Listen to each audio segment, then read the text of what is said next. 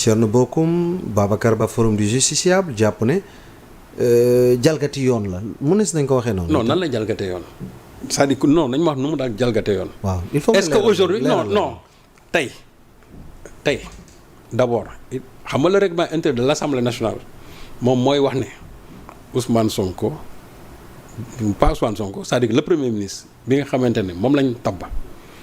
am na délai 3 mois pour présenter une déclaration de politique générale disposition yooyu bife nañ ko maintenant du règlement intérieur de l'Assemblée nationale. Au niveau maintenant de l'article boo jëlee article 55 bu constitution bi. li mu wax da ne premier ministre bu ñu ko falee dafa war a présenter une déclaration de politique générale. mais la loi organique bi nga xamante ne moo doon fixer délai bi mais loi ba amatul ça signifie que donc tey moom dara tënkuntu ko et Moussa Diakhaté wax na ko. Moussa Diakhaté da ne non Ousmane Sonko war na présenter une déclaration de politique générale mais amul benn délai boo xam tënk na ko. waaye mais yow li la yoon may su la neex nga jël ko. man yoon tënkuma ci loolu du ma ko def. mën nga cee bañ waaw tey su fekkante ne tey règlement intérieur assemblée nationale bi mi ngi fi woon mu ne ko dans 3 mois da nga ko war a def c'est-à-dire su fekkee ne deful ko bu boobaa mën naa wax ne premier ministre jalgati na mais tey amul lenn loo xam ne au niveau légal ñoom nañ ma ko génneel amul lenn loo xam ne au niveau légal moo xam ne mu tënk na Ousmane Sonko pour mu war a mën a présenter sa déclaration de politique générale et man je me dis que ñoom c'est pas des hommes politiques rationnels. Parce que homme politique rationnel en certain moment il faut savoir quand même se départir yenn considération yi quoi parce que ñoom ba léegi ce sont des opposants de Sonko qui sont en train de parler or man pour man foofu wees nañ fa li ma jàpp mooy comme que on est dans une démocratie vraiment présidentielle li waroon tey mooy su fekkente ne dafa am une nouvelle c'est-à-dire un nouveau président boobu am aussi une majorité boo xamante ne ni moo war a mën a soutenir sa politique loolu la ñuy wax la concordance des majorités. mais mënoo ñëw ñu fal la yow pratiquement avec un score boo xam mosuñu ko fal kenn nga am une assemblée nationale boo xam ne ni qui était hostile loolu amul sens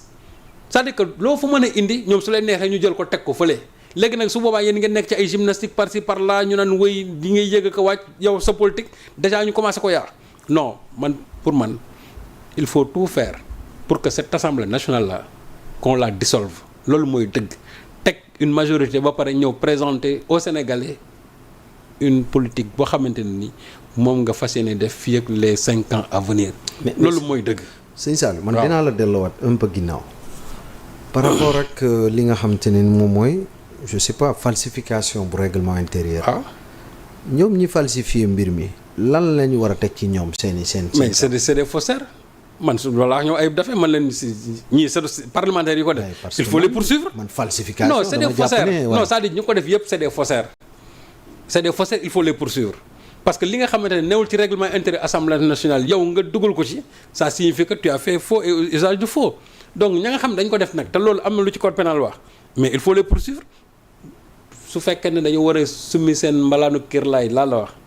nañ ko jël teggi ko teg ko fële. wala su fekk bu dul léegi aussi après il faudra les poursuivre parce qu'ils ont fait faux et usage de faux bu fekkee ne lu toll ni assemblée nationale nga xam ne fa la ñuy voter loi yi ñooñu nga xam ne ñoo war a mën a saytu loi yi di ko contrôler ñoom ñoo koy jalgate. moi je crois que ñooñu ils n'ont plus leur place à l'assemblée nationale. te lii nag dafa am ba déjà lu muy wane. ki nga xamante ne lan lay wane. ki nga xamante ne jibi mi ngi toog di frauder ci règlement intérieur assemblée nationale. kooku premier ministre bi nga xamante ne il n'est pas de sa majorité bu ñëwee taxaw assemblée nationale c'est-à-dire lu problème bu mu ko bëgg a mën a créer dana ko créer. pour man question bi fii la waroon a nekk. moom laa ñu jéem a xool naka la ñu def ba yegg ci falsification. non actuellement nii. loolu ça mérite d'abord une enquête. parce que ñi nga xamante ne ñoo ko dugal ba pare jox ko président assemblée nationale ñooñu war nañ ko xam. il fut un temps au Mamadou Lamine Diallo. waxoon nañu ko ba mu ko waxee coow lu du jeex la même Guy Marius Sagna waxoon na ko fi sax Amadou Ba. il lui avait dit que yaa ngi ñëw di présenter une politique générale boo xamante ne nii ce n'est nullement inscrit au niveau du règlement intérieur de l'Assemblée nationale mais les gens ne l'avaient pas écouté loolu mooy dëgg léegi nag ñu ne Amadou Ba woy moom il avait présenté sa politique mais d'accord mais sur quelle base ban base quelle est la légalité de ce qu'il a fait tey aujourd'hui l'histoire montre que en réalité la mu waxoon tegewul ci dara loolu mooy dëgg donc ñii li ñu bëgg xam mooy lan mooy continuer di daggasante ak waa Pastef fii. parce que ñoom foofu lañ toll man pour man jàpp naa ne réew mi romb na foofu. gis nga réew mi ji ci lu mu nekk mooy fi ñu toll nii liggéey réew mi. parce que mbir mi daa mel ni daggasante la mujjee yegg. non ñoom daggasante boobu fa la ñu toll. te aussi c'est de bonne guerre xamul ndax parce que actuellement ils ne sont plus de la majorité dénkatuñu leen réew mi léegi comme que dénkatuñu leen réew mi ñi nga xamante ne ñoom lañ dénk réew mi ils feront tout pour leur mettre des bâtons dans les roues loolu mooy dëgg. loolu lañ bëgg a def ñii nag bu ñu comprendre loolu ils ne vont pas tomber dans leur piège là nañu wax ne dafa manqué de courage amul lii amul laa am na courage ay nangam le problème ne se situe pas à ce niveau là. man je parle au niveau de la rationalité politique bu fekkente ne vraiment rationnellement on est dans une démocratie présidentielle. Ce que nous devons faire mooy faire de sorte que la majorité présidentielle puisse concorder avec la majorité parlementaire loolu mooy dëgg président bu bees la dafa war a am majorité bu bees à l'Assemblée nationale. léegi nag li nga xamante ne moo am ci règlement intérieur Assemblée nationale bi nga xamante ne Ousmane Sonko n'est pas astreint à des délais man jàpp naa ne ce sera l'occasion parce que les gens disaient que même je crois au mois de septembre. On a toute la latitude pour dissoudre cette assemblée nationale mais il faut la faire cette assemblée là il faut la dissoudre parce que amu fi njariñ ña fa nekk actuellement nii seen mébét yëpp mooy lan daggasante ou bien faire de sorte que la waa Pastef li ñu bëgg a présenter peuple sénégalais ñoom ñu jël ci teg ci seen loolu mooy dëgg parce que le peuple a renié cette majorité là parlementaire comme que ñoom peuple bi ci boppam ñoom à travers les urnes ñoo taxaw ñu ne ñun bëggatuñ leen mais il faut qu'on aille maintenant vers une majorité parlementaire boo xam ne ni peuple bi ñooy taxaw ne ñun ñi lañ bëgg te loolu moo fi nekk mais ñoom ñu bëgg a taxaw ne loolu du am donc coûte que coûte il faut que Sonko présente sa politique générale te actuellement nii amul benn légalité amul lenn loo xam ne mën na ko astreindre pour loolu man su fekkante ne bu ko defee tey dafay jalgati constitution bi wala mu jalgati règlement intérieur bi man du ma ci ànd mais nag gis naa ne amatul benn disposition bu nekk au niveau du règlement intérieur boo xamante ni contraindre na ko pour mu war a mën a ñëw def sa politique générale. Donc pour man jàpp naa ne comme que il n'est pas tenu dans des délais na toog ba heure bu ko neexee mu ñëw présenter te loolu il faut jouer avec le temps pour maintenant dissoudre l'Assemblée nationale présenter une politique générale boo xamante ni moom la ñuy ci la ñuy décliner ñoom en tout cas seen vision pour seen quinquennat bi mais suñ ko deful ñii nga xamante ne ñoo nekk Assemblée nationale et que je les connais ces gens-là qui sont en train de manœuvrer entre Yewwi ak des gens de Taxawu ak sax yeneen frange ñoo xamante ni aujourd'hui ils sont sur le point de tout faire pour que la politique la déclaration de politique générale bu Ousmane Sonko ñu baare ko. parce que nag dëkk bi comme que nag fii kenn ëpp fi kenn ay mbokk te ku ñu xam nga mëbatu kenn moo tax aussi waa Pastef il faut qu'ils prennent leur disposition par rapport à ça ils ont une occasion légale nag laa wax légale pour ne pas tomber dans le piège de ces gens là. D'accord. waaw donc man li ma leen recommander mooy il faut jouer avec le temps dissoudre Assemblée nationale bi maintenant instaurer une nouvelle majorité boo xamante ni ça va soutenir la politique du président Bassirou Diomaye Faye. léegi bu ñu defee loolu règlement bi ni ñuy def ñu bàyyi ba def élection yi ba pare soo ko waxaat ci beneen règlement intérieur wala ñu jublu nag ci règlement intérieur boo xamante ni. waaw mais règlement bi su boobaa dañ koy ñàkk. waaw règlement bi su boobaa on est obligé maintenant ajuster ko par rapport ak li nga xam ne moo ne ci constitution bi. ça c'est ça. parce que c'est une loi organique boo xamante ni moom moo ko ci war a moo ko ci war a dugal. donc su fekkente ne tey